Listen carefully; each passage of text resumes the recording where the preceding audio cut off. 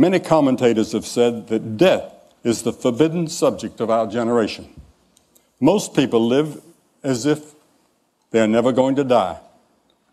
Technology projects the myth of control over our mortality. We see people on our screens. Marilyn Monroe is just as beautiful on the screen as she was in person. And many young people think she's still alive. They don't know that she's dead. Or Clark Gable, or whoever it is, the old stars. They come to life, and they're just as great on that screen as they were in person. But death is inevitable. I spoke some time ago to a joint session of Congress last year, and we were meeting in that room, the stature room. About 300 of them were there. And I said, there's one thing that we have in common in this room, all of us together, whether Republican or Democrat, or whoever. I said, we're all going to die. And we have that in common with all these great men of the past that are staring down at us. And it's often difficult for young people to understand that. It's difficult for them to understand that they're going to die. As the ancient writer of Ecclesiastes wrote, he said, there's every activity under heaven. There's a time to be born, and there's a time to die.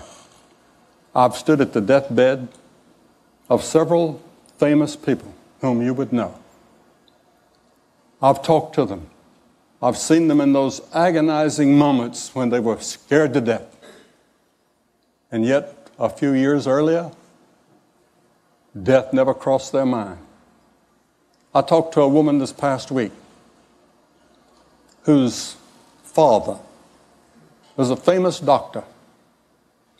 She said he never thought of God, never talked about God, didn't believe in God. He was an atheist. But she said, as he came to die, he sat up in the side of the bed one day and he asked the nurse if he could see the chaplain.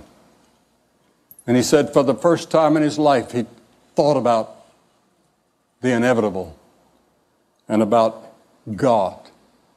Was there a God? A few years ago, a university student asked me, what is the greatest surprise in your life? And I said, the greatest surprise in my life is the brevity of life. It passes so fast. But it does not need to have to be that way. Werner von Braun, in the aftermath of World War II, concluded, quote, science and religion are not antagonists. On the contrary, they're sisters. He put it on a personal basis. I knew Dr. von Braun very well. And he said, speaking for myself, I can only say that the grandeur of the cosmos serves only to confirm a belief in the certainty of a creator. He also said, in our search to know God, I've come to believe that the life of Jesus Christ should be the focus of our efforts and inspiration. The reality of this life and his resurrection is the hope of mankind. I've done a lot of speaking in Germany and in France and in different parts of the world, 105 countries it's been my privilege to speak in. And I was invited one day to visit Chancellor Adenauer, who was looked upon as sort of the founder of modern Germany since the war. And he said to me, he said, young man, he said, do you believe in the resurrection of Jesus Christ? And I said, sir, I do. He said, so do I. He said, when I leave office, I'm going to spend my time writing a book on why Jesus Christ rose again and why it's so important to believe that. In one of his plays, Alexander Solzhenitsyn depicts a man dying who says to those gathered around his bed, the moment when it's terrible to feel regret is when one is dying.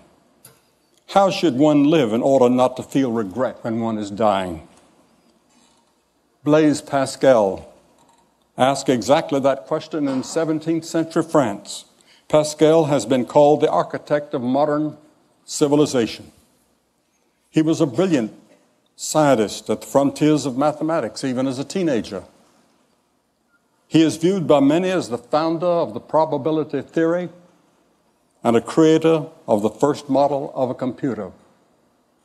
And of course, you're all familiar with the computer language named for him. Pascal explored in depth our human dilemmas of evil, suffering, and death. He was astounded at the phenomena we've been considering, that people can achieve extraordinary heights in science, the arts, and human enterprise, yet they also are full of anger, hypocrisy, and self-hatreds. Pascal saw us as a remarkable mixture of genius and self-delusion. On November 23rd, 1654, Pascal had a profound religious experience. He wrote in his journal these words: "I submit myself absolutely to Jesus Christ, my Redeemer." A French historian said 2 centuries later, "Seldom has so mighty an intellect submitted with such humility to the authority of Jesus Christ." Pascal came to believe not only the love and the grace of God could bring us back into harmony, but he believed that his own sins and failures could be forgiven, and that when he died, he would go to a place called heaven. He experienced it in a way that went beyond scientific observation and reason. It was he who penned the well-known words, "The heart has its reasons, which reason knows not of." Equally well known is Pascal's wager. Essentially, he said this: if you bet on God and open yourself to his love, you lose nothing, even if you're wrong.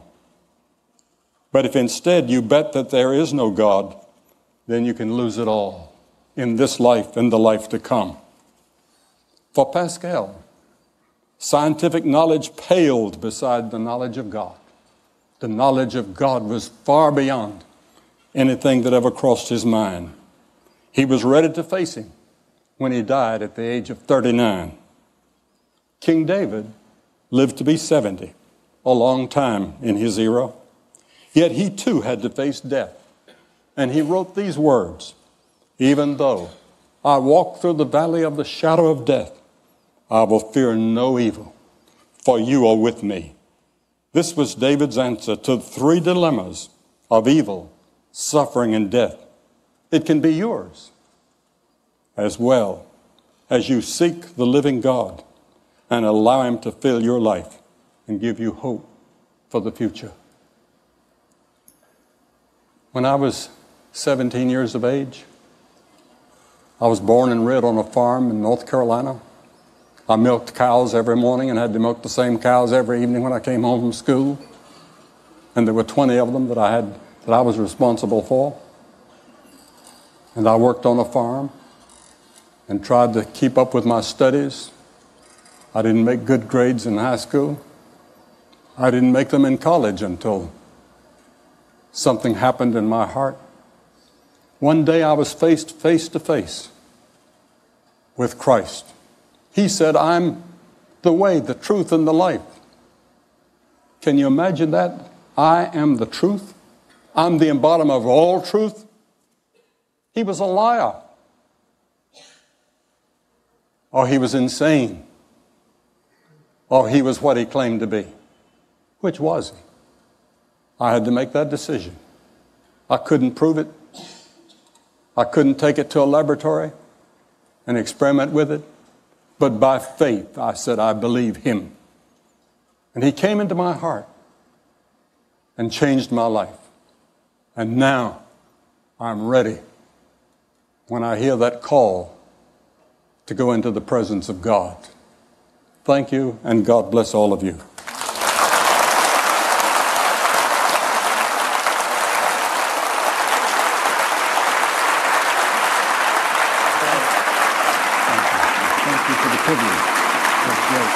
You did it. Thanks for running.